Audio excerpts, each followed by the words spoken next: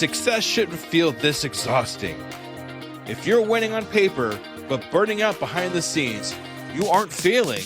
You're stuck in a psychological bottleneck called a hurdle of stop. I've been there. On the outside, things look great, but I was secretly burning out, convinced I was just lucky, and waiting to be exposed as a fraud.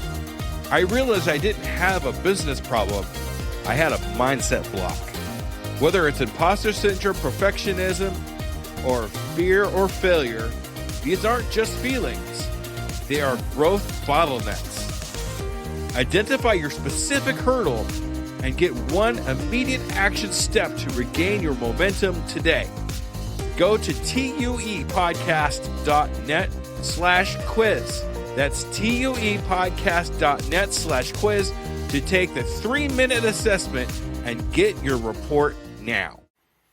This is an Undiscovered Legacy production and proud member of Pod Nation Media Network. Hello, Skoob believers, and welcome to episode number 112 of the Undiscovered Entrepreneur. And it's me, Skoob,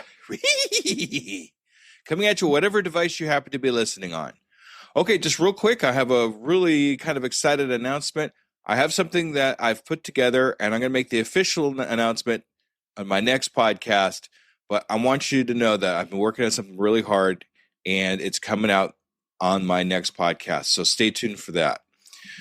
All right, so today's entrepreneur is a really, really good friend of mine. We've been friends for a couple of years, and I'm so glad to have him on the podcast, Gordon Firemark. Now, Gordon Firemark is a digital creative lawyer. He has lots of great experiences in the laws that we kind of don't think about in the very beginning of our entrepreneurial adventure, and things we really do need to keep in mind legally when we're just getting started.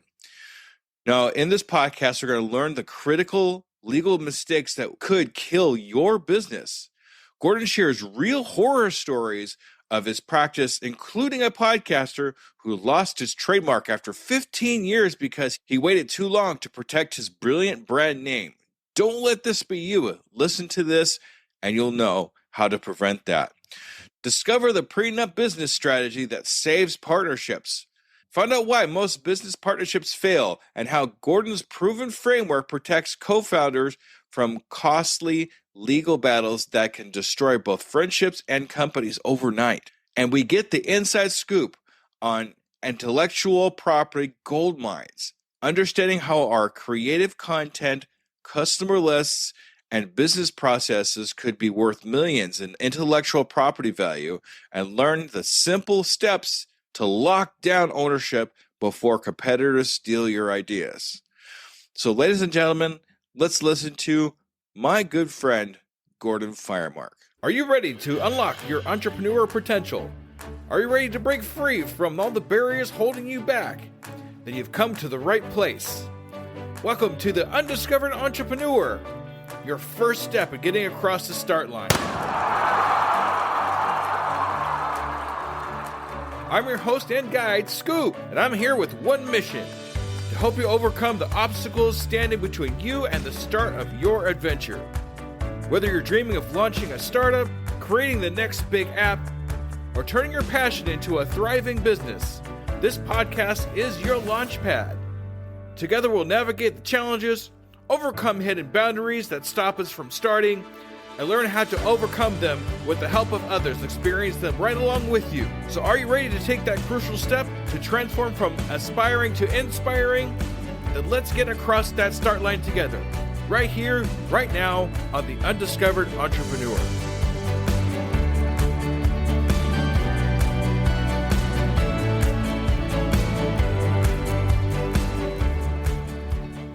Salutations, Skoob believers, and we are here again with another amazing entrepreneur. We are talking to Gordon Firemark. We've been following each other for a little over a year now.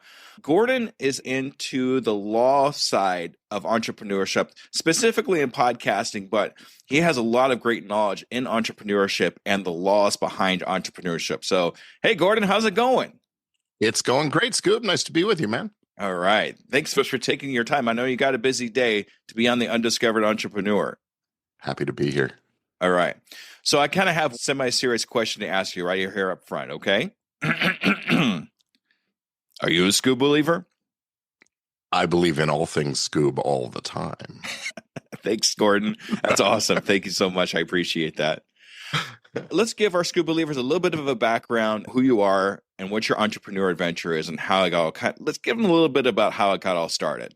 Okay, well, as you said, I'm an attorney by trade. I started out down the path into the arts as a young kid, got very excited by live theater and always working behind the scenes doing that kind of stuff. Into college where I was going to study radio, TV, and film and come out of school and produce film and TV shows. The ugly idea of law school reared its ugly head my senior year in college. Around the time I actually finished college, got out and started working in the field, and then there was a strike. So that's when I decided to go to law school. But I've always had the spirit of creativity. I love working with creative people, and entrepreneurs are by their very nature creators, right? They create new businesses from the ground up. I speak creative, I guess is what I'm saying. I just enjoy the personalities, the work, and helping people bring a vision to life. That's what I've done. And as an entrepreneur myself, I saw as a lawyer in the practice, some people don't want to hire lawyers or can't afford to hire lawyers, but they've still got something important to say, something important to build. And so I found an opportunity. I've identified the opportunity to help those kinds of folks, podcasters, digital entrepreneurs, course creators, coaches, get the legal stuff done in their businesses for themselves with some help from me. So I've created some courses and templates and resources and things like that. And that's sort of my entrepreneurial. I love to educate. I love the sound of my own voice. Let's be honest. It's really rewarding to me to be able to help people at all levels of their journey. Yeah, absolutely. It's funny because we, as entrepreneurs and creatives, we get so excited about putting something out there that's new, that's flashy, that we're really proud of. But sometimes we get so caught up in that we don't remember that there's a background to that we have to be careful about what we put out there and that kind of thing too.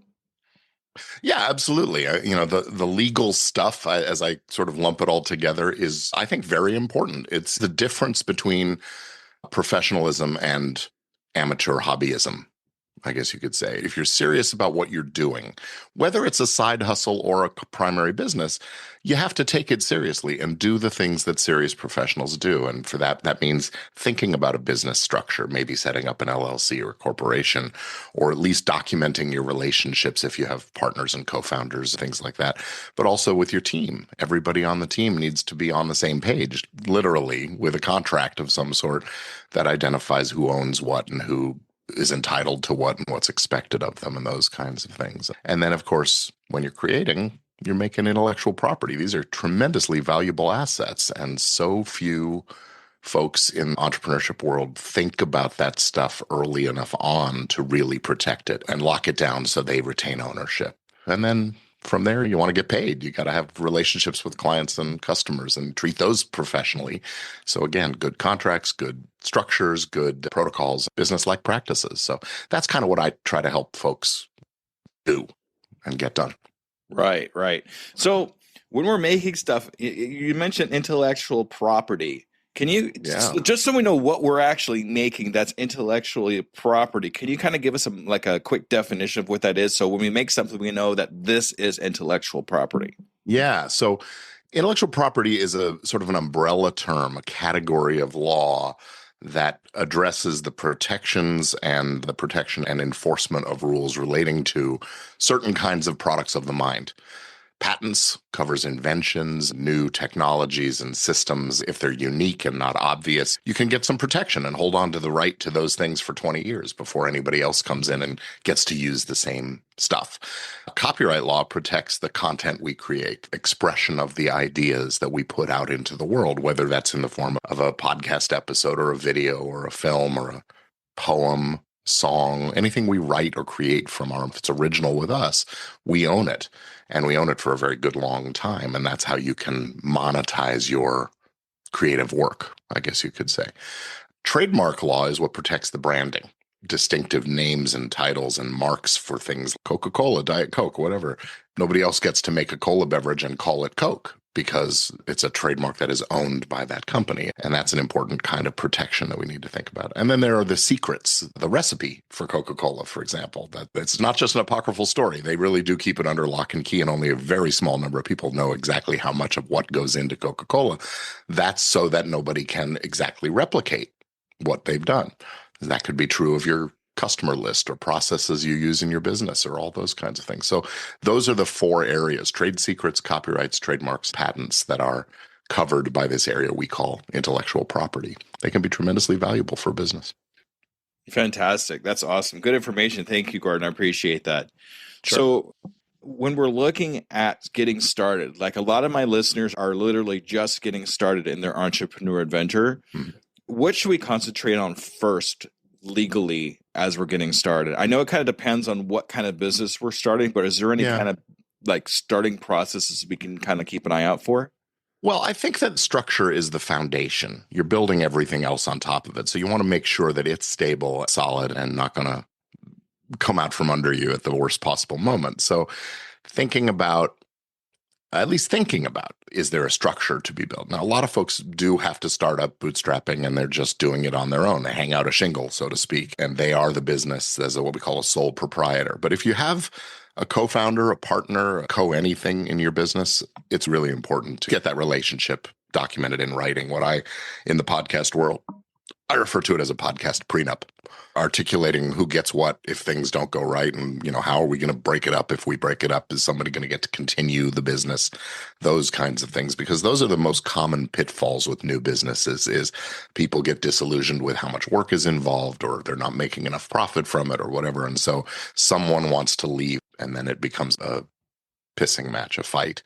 So some kind of a prenup. Better is the LLC format. So if you're starting a business, doing business, sooner rather than later, I think it's important to get it set up as a separate entity from your personal stuff. That's to shield you and your personal assets from the kinds of liabilities and risks that come in being in business, and vice versa, to shield the business from your personal liabilities. Imagine this: you've built this great business, and you get in a car accident, and the person is paralyzed, and your insurance isn't enough to cover it all, so they come after your personal assets. And next thing you know, the victim, and it's a horrible thing, but the person who was hurt in the accident now owns your business. That's probably not what you want. So if you can keep them separate legally using structures like limited liability companies or corporations, that is a useful tool for maintaining the integrity of the business and its continuity in the case something changes, if somebody dies, those kinds of things. With a partnership or a proprietorship, if an owner is gone, company's gone, and it has to sort of start over. Not always that hard, but yeah. So I think the entity structure is the important first consideration. Well, I should say, that's the first consideration after you've sort of figured out what's the plan for this business. What's the problem our ideal customer has that we're going to solve for them, and how are we going to deliver that solution? And that may mean that your contract with your client actually sort of comes first, because you're bootstrapping and starting something sort of off the cuff. So it sort of does depend on what you're doing and how you're doing it.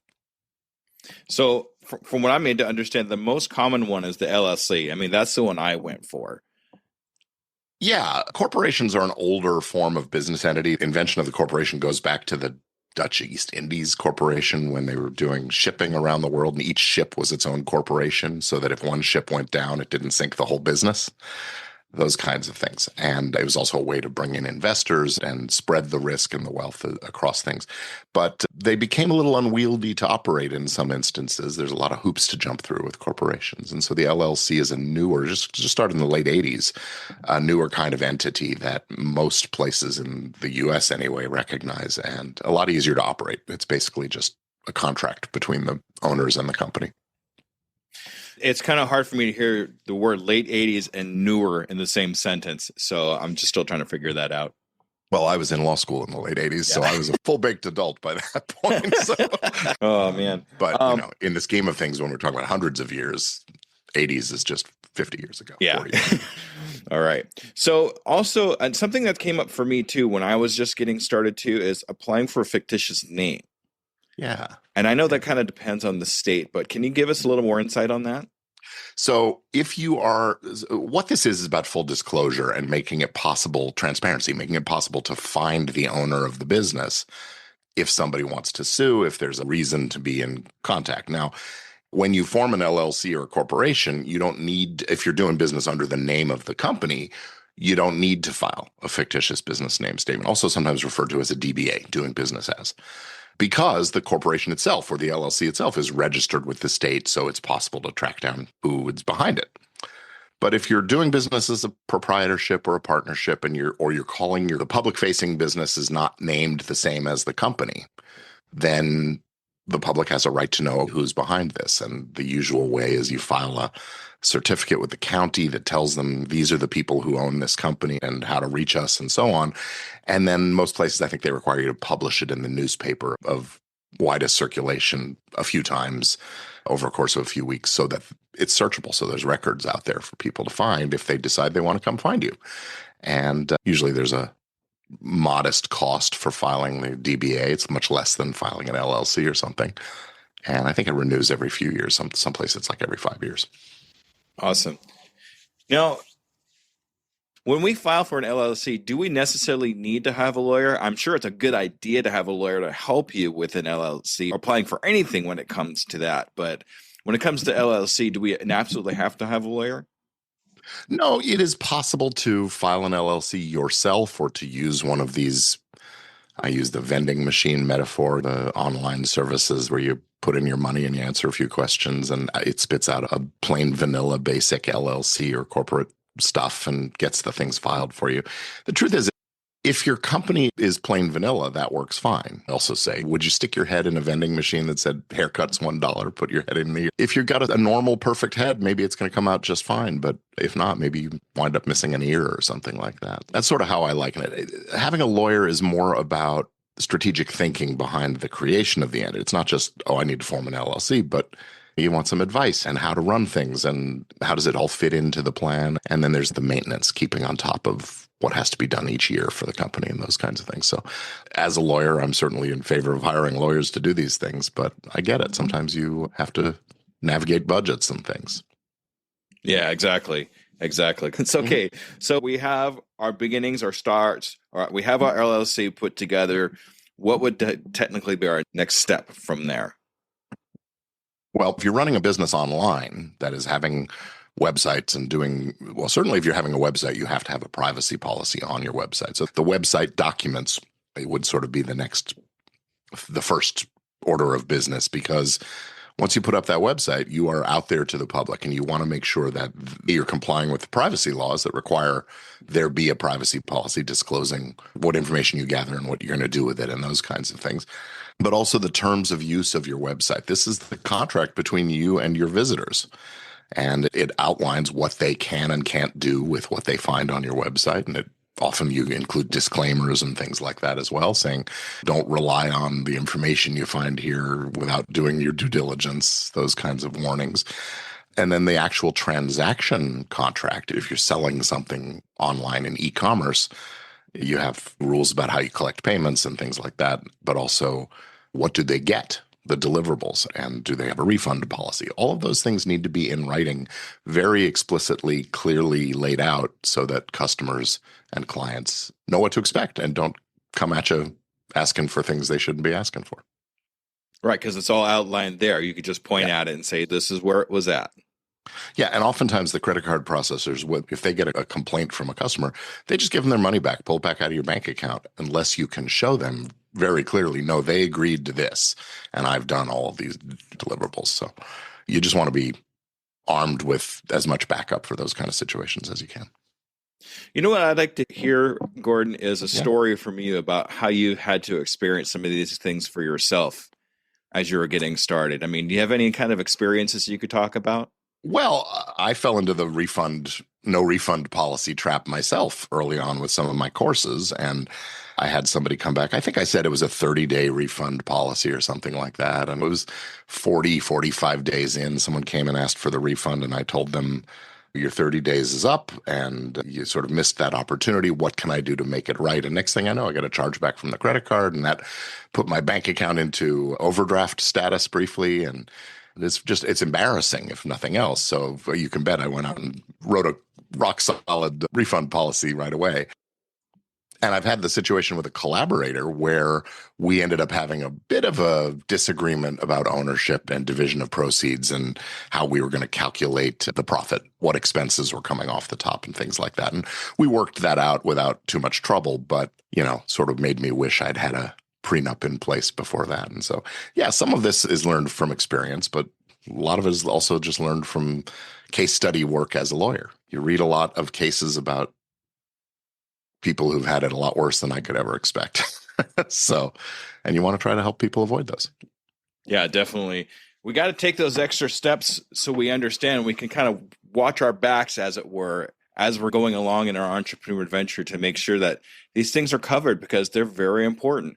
Things like the LLC, like taxes. I mean, that's definitely something we have to worry about as entrepreneurs, the taxes that we have to deal with. Yeah. I'm not an accountant. I'm not a tax advisor, but if you're not planning for your taxes, you're planning to get hit with taxes harder than you like. That's something to definitely think about. Talk to a professional who can give you some advice about that as well. But one of the things that I want to say about all this and getting your legal stuff done really is the most important thing you can do to sort of position yourself for growth and success and profit and achieving the kind of impact and influence that you're after. I had a client who, in the podcasting space, who had chosen a brilliant title for his show. This is the brand that he puts out there to the world. And it was great. It sort of captured the imagination. It had a sort of triple entendre kind of a meaning in the name, very buzzwordy kind of a thing. And he was podcasting for 10, 15 years or something like that before someone else came into the marketplace and adopted a brand that was very similar, used that same buzzword, captured a similar impression. And he came to me and said, what can I do? How can I stop them? And I asked him, did you register a trademark? And his answer was no, he hadn't bothered. He had waited all these years to protect the brand of his show and his whole company. So we quickly hustled to go file a trademark registration just to at least get that taken care of. Better late than never. But unfortunately, in this case, it was too late because they had already registered their title. And they hadn't even launched a podcast yet, but they had registered it on what's called an intent to use basis. And once that goes through, you get an opportunity to extend it for several years before you have to either fish or get off the pier. So they never did launch their show, but it took 4 years of us waiting, arguing with the trademark office to get them to give my client his trademark so he could prevent this from happening again in the future. Finally, it all said and done, but at what cost of time, energy, headaches, and money, of course. We could have gotten it done much more easily had we done it early on in the game of things. Right, and that's a very, very good example of getting these things done probably right up front. Like you said, the other company got it before even the podcast went out. Right. Biggest mistake is waiting too long. Definitely. Yeah, absolutely. So don't take your time. Don't dilly-dally. Do it, as soon as you get a chance to do it, do it. Yeah. I know you've probably heard a couple of my podcasts, and we do talk about, I'm going to change gears here a little bit. We do talk about the 4 hurdles of stop, which is imposter syndrome and perfectionism, failure, and fear. And I know you've come across many, many new entrepreneurs that are just getting started because that's what you do. The law side of things is help people get started in that aspect. And which one of those things you think you experience most, if not for other people, but for yourself too? Well, I think fear is the big one. I mean, I think imposter syndrome is a kind of fear. I think perfectionism is also, a manifestation of a kind of fear. What was the fourth one? Failure and fear. Yeah. Failure and fear. Yeah. So, all of those sort of stem from a root cause of being afraid of either being exposed as a fraud or as just not being who you're putting out to the world, or of just not achieving things, and then the embarrassment and shame that might come with that. So I think the fear that prevents us from putting it out there in the first place. We have to be bold. We have to be brave and take big action, even at the risk of being embarrassed, exposed, or losing money or whatever else. That's what business is. That's what entrepreneurship is risk taking. And bold, decisive action in the direction of your goals will always move you closer to those goals than sitting on your hands doing nothing. One of the premises I will put out there is that when you have your business and legal and the kinds of things I talk about taken care of, squared away, your business affairs in order, you feel more confident taking those actions. It bolsters that sense of, I don't have to be afraid of this because I'm protected, or I don't have to be afraid of this because I've done the right things and I'm putting a professional foot forward. So it all plays together. You get rid of the fear by confronting it and doing what needs to be done to, if it's imposter syndrome, you make sure your credentials are up to par and that you actually do know what you're talking about and remind yourself of those things. When it's the legal stuff, it's, hey, I've got it squared away. That's awesome. Thank you for that. I just want to touch on that a little bit because that is one of the main subjects of the podcast. I just wanted to see what your take was on it, since it's kind of a different visual aspect of it because it's kind of on the law side of things more than anything else. Yeah. So if you were to come across a new entrepreneur that was just getting started, would that be your first piece of advice to them, was to get their law stuff in order?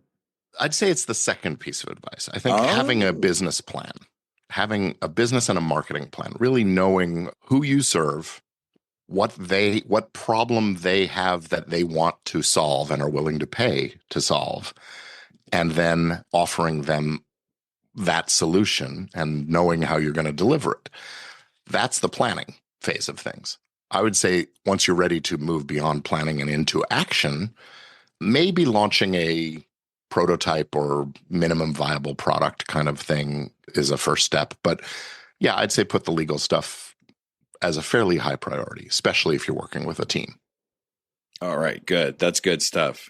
Here's a question I haven't asked in a really long time, but I like you, Gordon. You're an awesome guy. We've shook hands at PodFest and all that good stuff. What is one question you wish I would have asked you but didn't? I'm always missing one really good question that everybody's waiting for, but I just don't ask the question. Is there anything like that for you?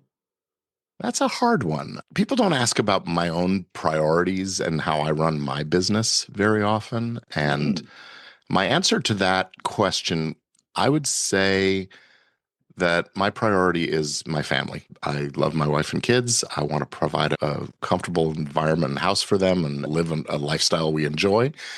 And that's what drives my business. And I think it's important to always have in mind your vision for why you're doing this, because entrepreneurship is hard. It is not the easy path of go to work 9 to 5, come home, collect a paycheck. And when you get caught in the mire of things and the struggles of the business and the everyday and the stresses and things, it's really important to be able to remember, why am I doing this? Who am I doing this for? A book I read years ago talked about lawyers, and some lawyers would have a picture of their family on their desk, and some people would have a picture of the Lamborghini, and some would have a picture of the boat. And to a one, that was their why. This is why I'm doing this, because I either have this thing I have to keep alive and support, or I want this thing. And so, what's your Lamborghini? There you go. I'm hoping that was a rhetorical question, because Lamborghini is definitely not high on the list there. Okay. No, it is metaphorical. Yeah. All right.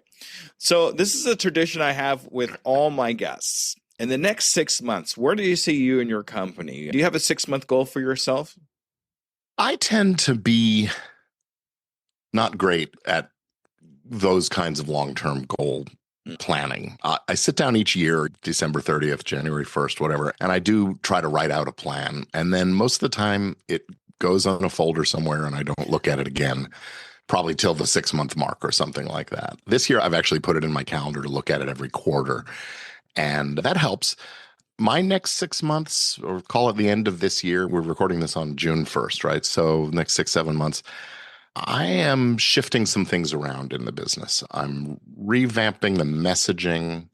I've been reading the book, Build a Story Brand 2.0, Donald Miller's stuff. And it's really changing the way I think about my customers and their journey and how I pitch things. The law practice is the law practice, and it hums along and it does nicely. And I'm not doing a lot of changing in there. But in the courses and templates business, I think there's a lot more I can do to reach more people and have a message that resonates better for them. So I'm working on my end of it, on me this time around, and how I convey the message of what my business is and who it's for. Fantastic. That's good. That's really good. I've written Story Brand. I didn't know there was a 2.0. I think I've written the original one. That's a new one, yeah? I think he came out with it maybe in the last year or so, and he's now built an AI tool to help you craft your story script and those kinds of things. And Oh boy, I'm going to have to definitely look at that. that's pretty cool. Yeah. All right. So, Gordon, in the next 6 months, I'd like to follow up with you with another episode just like this. And I want to curiously see how you've changed things around a little bit for yourself. Okay. Sounds like a plan. I think my main goal is to try to get more people into the top of my funnel. And so when I run a webinar or something like that, I'd like to have more people registering. A bigger number at the top means a bigger number at the bottom line. And that's sort of the goal. So that's where all this messaging works. So hold me accountable. All right. Yeah, we will, because you're not just accountable to me now. You're accountable to all the Skoob believers out there that listen. No pressure. Right on. All right, Gordon, this is your time to shine. This is the time.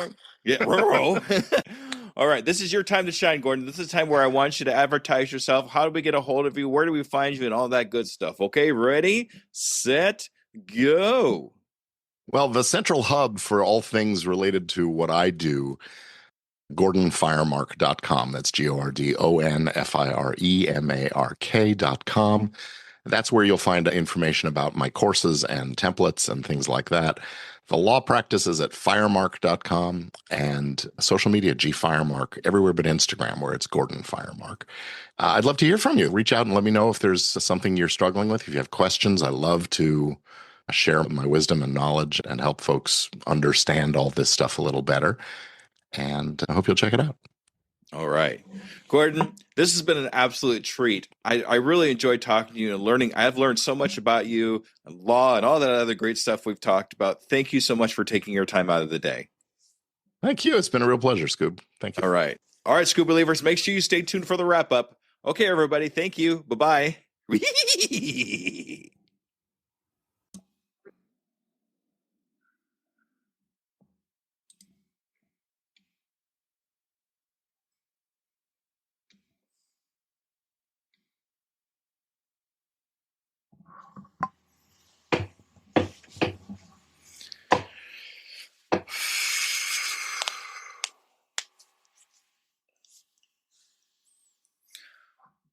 All right, ladies and gentlemen, that was Gordon. Thank you, Gordon, so much for taking the time out of your day to be the Undiscovered Entrepreneur.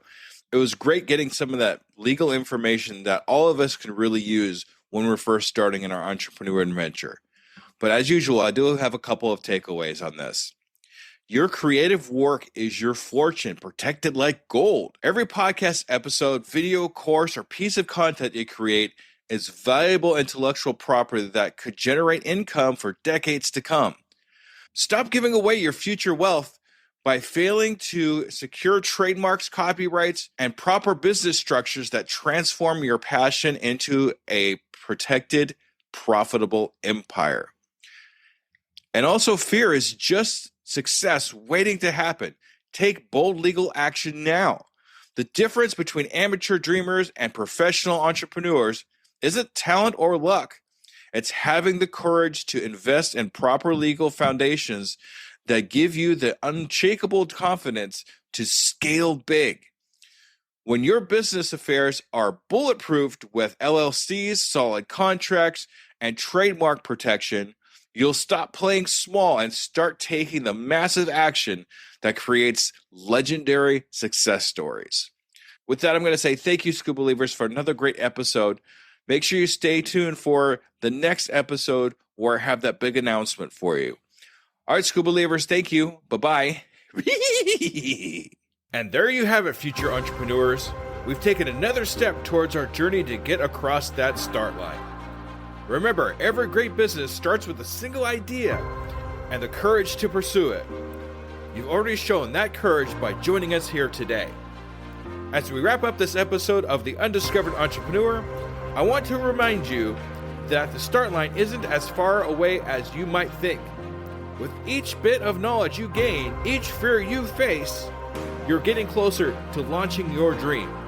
Until our next episode together, keep pushing, keep dreaming, and most importantly, keep taking those steps across the start line. They'll all add up to big strides in your entrepreneur adventure. This is Skoob, your guide across the start line. Remember, your future is waiting. I can, I am, I will, and I'm doing it today.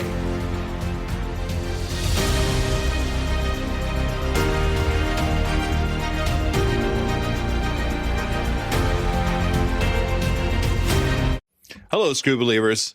Let me ask you a real quick question. How many cups of coffee have you had today? 3, 5, 7? And let me guess, you've got a Red Bull in the other hand just in case, right? Yeah, I see you. Now, here's the truth bomb nobody wants to hear. You're not building a business. You're building a caffeine dependency. Listen, I get it.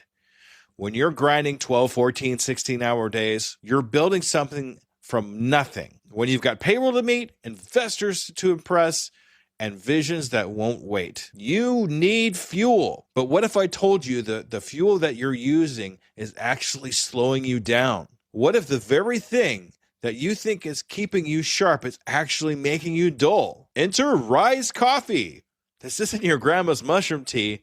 This isn't some hippie wellness trend. This is science meets performance. And here's what makes Rise different. Less than half the caffeine of a regular cup of coffee. But here's the kicker. You won't miss it. 6 organic powerhouse mushrooms, including cordyceps, what Olympic athletes use, and lion's mane, what Silicon Valley biohackers swear by. Sustained energy that doesn't spike and crash. We're talking smooth, clean power from morning to moonlight. Crystal clear focus without the jitters. Imagine closing the deal with calm, confident mind instead of the caffeine chaos. Gut health and immune support, because what's the point of building an empire if you're too sick to enjoy it? So here's the challenge to you. Stop borrowing energy from tomorrow. Stop running on fumes and call it a hustle. Stop wearing your caffeine addiction like a badge of honor. Real entrepreneurs optimize, real entrepreneurs adapt, real entrepreneurs win. You can't win if you're crashing at 2 p.m. while your competition is just getting started. Break the cycle. Head to risesuperfoods.com right now and use code PODNA15 for 50% off your first order. That's PODNA15 for 15% off. Try it for 30 days. If you don't feel the difference, if you don't feel sharper, calmer, more focused, more alive, then go back to your 6-a-day cup habit. But I'm telling you, you won't, because once you feel what real energy feels like, you'll never go back. Ditch the addiction, fuel your empire, and rise up. Rise Coffee, energy that builds, not burns.